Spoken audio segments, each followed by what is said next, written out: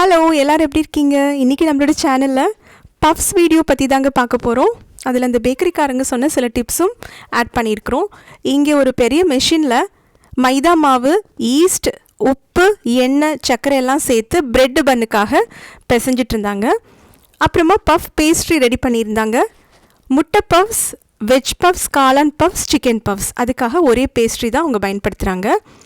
மாவு நல்லா பிசைஞ்சிட்டு டால்டா உப்பெல்லாம் சேர்த்து பிசைஞ்சதுக்கப்புறமா அதை பெரிய ஷீட் மாதிரி தட்டிக்கிறாங்க, தேய்ச்சிக்கிறாங்க ஸ்கொயராக. அதுக்கப்புறமா அதில் மறுபடியும் டால்டா போட்டு நல்லா அப்ளை பண்ணிக்கிறாங்க. மறுபடியும் அதை 4ஆக மடித்து தேய்ச்சிக்கிறாங்க. அப்புறம் கொஞ்சம் நேரம் விட்டுடுறாங்க. திருப்பியும் அதை மறுபடியும் ஸ்ப்ரெட் பண்ணிவிட்டு டால்டா தடவி கொடுக்குறாங்க. இப்படி ஒரு 3 தடவை அந்த ப்ராசஸ் பண்ணுறாங்க. அப்போ தான் அது லேயராக கிடைக்கும்.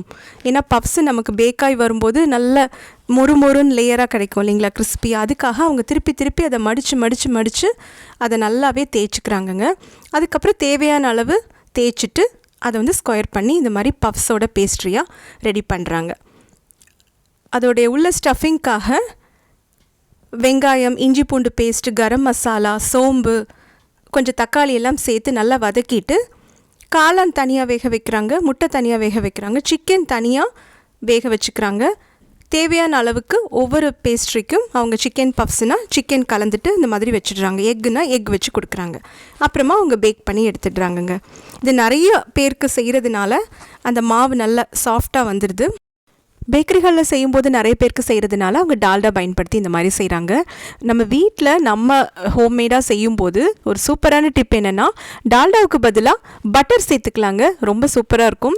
ஏன்னா நம்ம ஒரு 4-5 மேக்ஸிமம் ஒரு 8 வரைக்கும் செய்வோம். அதனால் மாவு ஃபஸ்ட்டு மைதா மாவில் உப்பு சேர்த்துட்டு கொஞ்சம் எண்ணெய் சேர்த்துட்டு தண்ணி ஊற்றி நல்லா பிசைஞ்சிக்கலாம்.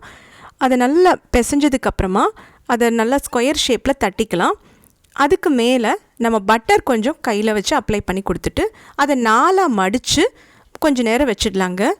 ஒரு அரை மணி நேரத்துக்கு அப்புறம் மறுபடியும் அதை சப்பாத்தி பலகையினால் அந்த உருட்டுறதுனால நல்லா உருட்டிட்டு மறுபடியும் கொஞ்சம் அப்ளை பண்ணி கொடுக்கலாம் பட்டர். மறுபடியும் 4ஆக மடித்து வச்சிடலாம். அந்த ஸ்கொயர் ஷேப்பில் வர மாதிரி ஒரு ஷீட் மாதிரி பண்ணிக்கலாம். அதுக்கப்புறமா 3ஆவது தடவை வரைக்கும் அந்த மாதிரி பட்டர் தேய்ச்சி கொடுத்ததுக்கப்புறமா நம்ம ஸ்கொயர் பண்ணிவிட்டு நல்லா தின் பண்ணிவிட்டு பஃப்ஸோட அந்த ஷேப்பில் நம்ம கட் பண்ணி எடுத்துட்டோன்னா சூப்பராக பஃப்ஸ் ரெடி ஆகிடுங்க. ஏன் அந்த மடித்து செய்கிறோன்னா அந்த லேயர் வரத்துக்காக நல்லா மொறுன்னு கிறிஸ்பியாக பாருங்கள், இந்த மாதிரி லேயர் நமக்கு கிடைக்கும். இல்லை டால்டா யூஸ் பண்ணாலும் பண்ணலாம், இல்லைனா பட்டர் யூஸ் பண்ணால் கூட நமக்கு ஹோம்மேடாக ஒரு 7-8 நம்ம செஞ்செடுக்கலாங்க. கண்டிப்பாக நீங்களும் பட்டர் வச்சு செஞ்சு பாருங்கள். ஆனால் எண்ணெய் யூஸ் பண்ணால் இந்த மாதிரி வராது. டால்டா இல்லைனா பட்டர் யூஸ் பண்ணால் தான் இந்த மாதிரி லேயர் கிடைக்கும். பஃப்ஸ் வீட்டில் நீங்களும் ட்ரை பண்ணி பாருங்க.